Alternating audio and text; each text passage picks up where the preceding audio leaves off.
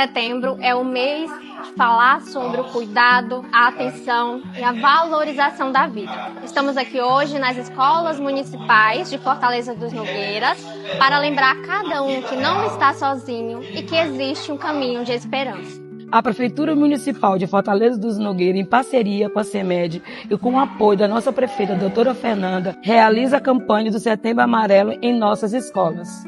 Nosso intuito é que cada aluno leve essa mensagem para casa, para a família e para os amigos. Promover a saúde mental é uma responsabilidade de todos nós.